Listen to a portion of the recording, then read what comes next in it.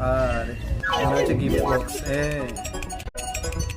এই গিফট বক্সে তারা যাই দিচ্ছে তা মনে হচ্ছে ডাবল হয়ে ফিরে আসতেছে। দেখি তো এবার কি আসে দেখি। ও মাই গড, ওকে অনেক বেশি চিকেন দিয়েছে।